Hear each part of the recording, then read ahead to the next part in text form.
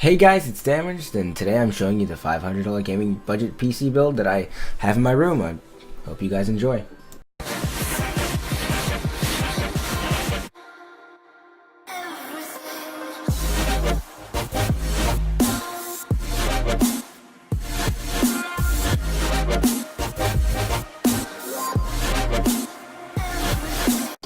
Okay guys, so today we'll be discussing the $500 budget gaming PC build that I created with my own money and made and built, and now it's in my room and it's what I'm recording on.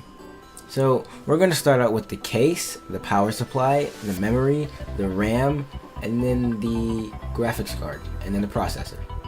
So the case for this is the Thermaltake Commander MS-1, or I in Roman numerals. Snow Edition, that is the one I picked. It's about $35 to $36 to $40, and it has a lot of ample space. You can even crossfire or SLI in this case. So the next thing that we'll be talking about right now is the power supply. It's not cheap, but it is cheap like money wise. I got the EVGA 500B 1 watt power supply. It's 500 watts as it says in the name, and it's enough. It's more than enough for this build. This build only uses about 350 watts. You can overclock your GPU and your CPU all at once and play games and just get like 60-70 FPS on everything, because I usually get 60 on everything. So next we'll be talking about the memory. The memory is a Western Digital Caviar Blue 1TB 3.5 inch 7200 RPM internal hard drive. This is more than enough space for every game and all your recording software and all your recordings, because recordings, at least on certain programs, they take up a lot of space. Like, they're usually gigabytes and gigabytes unless you compress them in a video program like Movie Maker or something like that. So next is the actual memory. I'm sorry if you guys got confused with that. Memory is different from actual memory space on your computer. So the memory that I chose is the Kingston 8GB. It's a 1 RAM stick with 8GB, DDR3 1600 memory stick. So I have this in my build. It's just that I also have another 4GB stick. I had 8 first, and then my uncle gave me 4GB for Christmas, so I had an extra. So I have 12 now. 8GB is more than enough for any game, high-end games too. Any game that you're gonna play.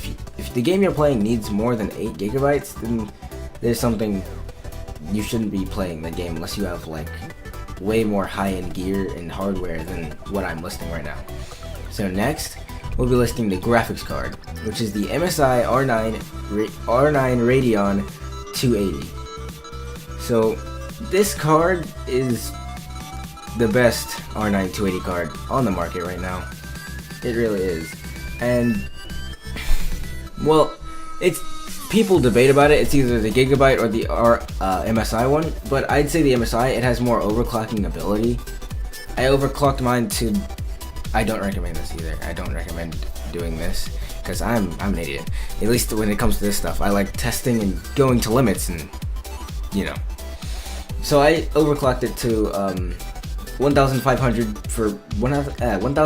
megahertz for memory, and then I overclocked the core clock to 1,150, and I got amazing frames per second on Battlefield 4 and Tomb Raider, and what's the other one that I was playing? Battlefield 4, Tomb Raider, and Shadow of Mordor. I got unbelievable FPS. And it was just awesome for me as an experience, because I had like like a 5-year-old gaming computer that I used to have. It worked fine, and it pretty much really did great. It was like a high-end 5-year-old gaming computer, and it was an old Alienware. It was amazing.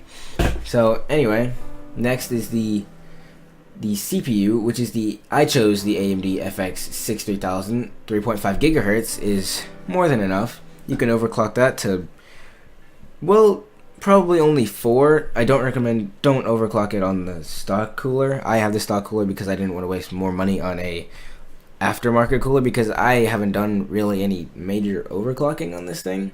It's got 6 cores, and it's cheap. It's about $80 at anywhere actually, except on Newegg.com. It's about 100 or 110. I don't know why it's that much. It's really not that material, but it really does great. Like, most people say it's a lot worse than the i3, or yeah, the gaming i3 that you choose for these kind of builds.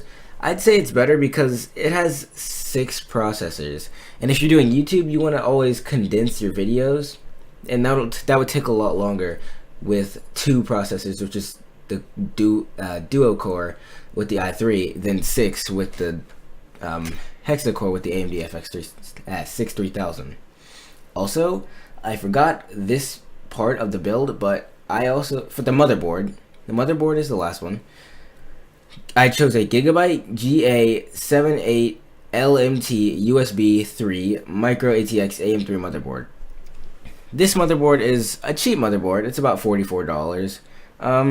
It's about $44 with promos and other stuff and sales like that. It's about $44.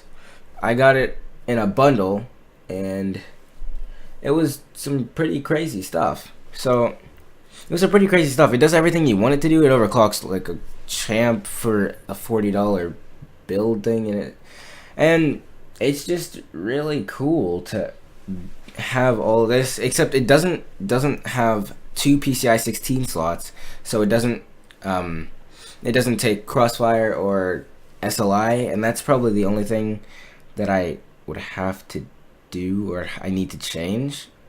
I'm changing this build anyway, so I'm gonna get the motherboard, and I'm gonna sell most of all these parts that I don't need, like my old power supply, my old motherboard, and my old CPU, and all this other stuff. And that's pretty much it. That was my build for $500. Thanks for listening, guys, and I hope to see you in the next video. Please subscribe, or don't, if you want to. Just watch my videos, man. And I'll be updating about a $750 gaming build sooner or later. But seriously, guys, subscribe. I dare you.